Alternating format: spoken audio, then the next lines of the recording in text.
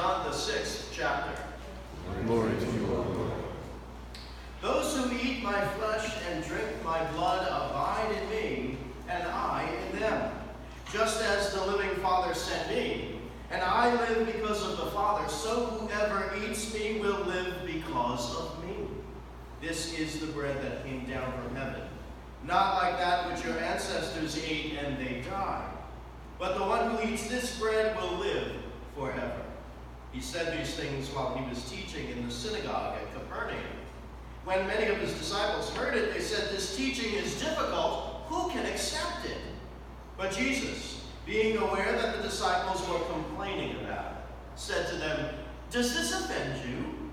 Then what if you were to see the Son of Man ascending to where he was before? It is the Spirit that gives life. The flesh is useless. The words that I have spoken to you are spirit and life. But among you there are some who do not believe." For Jesus knew from the first who were the ones that did not believe, and who was the one that would betray him. And he said, "For this reason I have told you that no one can come to me unless it is granted by the Father." Because many of his disciples turned back and no longer went about with him. So Jesus asked the 12, "Do you also wish to go away?" Simon Peter answered him, "Lord, to whom can we go? You have the words of eternal life. We have come to believe and know that you are the Holy One of God." This is the gospel of our Lord. Praise to you, O Christ. Please be seated.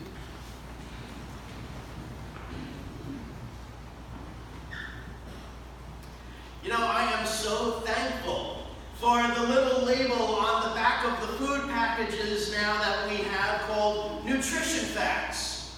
The older I become, the more important I find that label to be, since I cannot seem to eat an entire order of sesame chicken any longer and have it then show up someplace else, like the scale on the next day.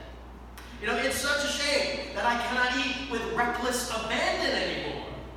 You know, we've become so trained to look at that little label on the back of our food packages. We've been trained to watch our fat intake, watch the salt, mind the carbs, go for high fiber and high protein, veggies, and more veggies.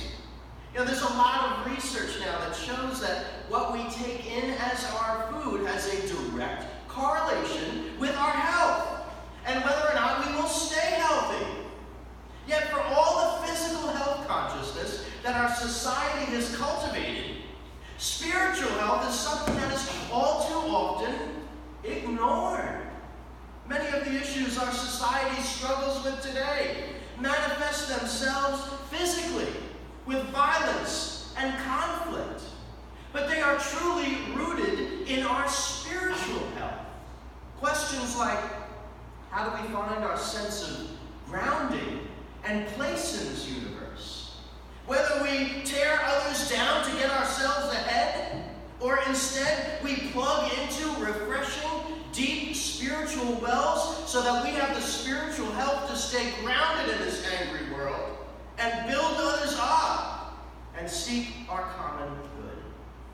You know, as we move through life, too few people are looking at the nutritional value of what they take in spiritually.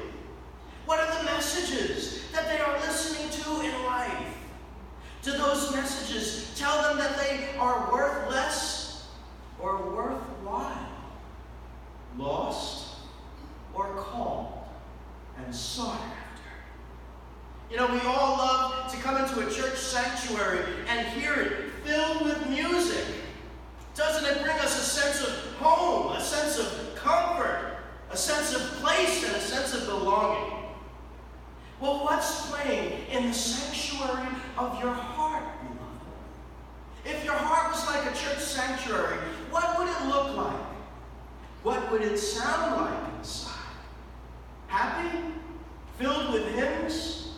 Filled with messages from God? Or silent, dark, maybe struggling, maybe with whispers of, how in the world am I going to make it? You know, it's a good exercise to quiet ourselves for a minute and listen to see what we have been taking in to feel feed our souls and what the inner rooms of our heart might sound like. Now, no matter what you might find in that space of your heart right now, just be mindful of what is there. Because Jesus' message to us today is all about our spiritual health, what we take in spiritually, and where it ultimately takes us. Jesus said, "Those who eat my flesh and drink my blood abide in me, and I in them. Just as the living Father sent me, and I live because of the Father, so whoever eats me will live because of me. This is the bread that came down from heaven, not like that which your ancestors ate and they died, but the one who eats of this bread will live forever." You know, it is funny how the people of Jesus' time reacted. It's funny because I bet people today would probably react the same exact way. What in the world is this guy talking about? The scriptures allude to the fact that people were even offended when they heard Jesus say this. I can only imagine what many people today in our world might say exactly the same thing. Things like, "Who is this guy to tell me that and how to live?" You know, it seems like then and now we often totally fix ourselves on the physical, that which we can see and touch, and we completely ignore the spiritual. And more importantly, what will truly feed us and bring us spiritual health and eternal life, so that even in the middle of the storms of life, God is bringing a song. God is bringing a message in the sanctuary of our heart. Or in the middle of the chaos, God is holding our heart's sanctuary together, in spite and right along with our fear. You know, often we walk through life aimlessly, fixed on the physical, and we don't nurture our soul until something physically goes wrong. And then we start to scramble, asking the bigger questions in life, the deeper questions about what is going on behind the scenes of life, beloved. Jesus is telling us today that there is no need to live spiritually starved. And we shouldn't think that this life, this physical life, is the only thing that we have or see. Jesus is telling us that we are flat out wrong if we think that. Jesus tells the people that day, "Are you offended? What if you saw me leave and go to where I was before I came into this physical world?" You know, there is indeed a whole other side to reality, church. And I would argue it is just as real as this world, just as real as the air you breathe, the breakfast you ate this morning, and the wood you sit on right now. Life is more than just what is on the back of the nutrition label in this physical world. Life, a life that is not starved and wandering, but fed and growing, is a life that is fed by Jesus.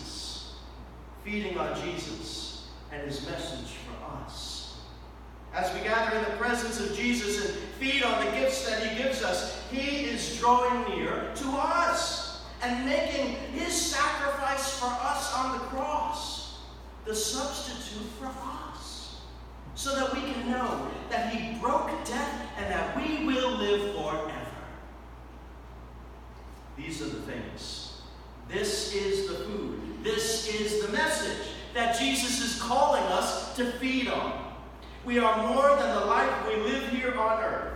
We are more than the possessions we have or that we do not have. The conflicts we have won or the scars and the hurts that we still carry. We are people called into existence by God himself. Created with a purpose and gifts that we each bring to this life. You, your life, your soul, the real you, the you that makes you up, is fed by more than what you find on your plate. Life is meant to be lived in communion with God, to the one who knows you best and loves you the most. God is not far off, church. God is incredibly near. So near that he tells you today, feed on me.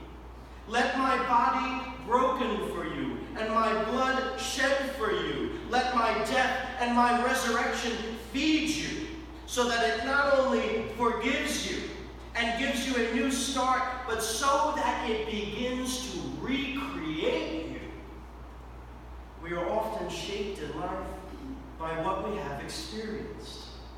But God is telling us that while that is true, when we feed on Jesus, the one who has loved us from eternity past and into tomorrow, when we feed on him, he will literally make us new again. This is the kind of bread that is eternal. So that what is fed by bread, when that happens, when it breaks down, the true us does not. It lives forever. Because it has been fed all along by the God who made us, who is not bound by time or tragedy or flesh.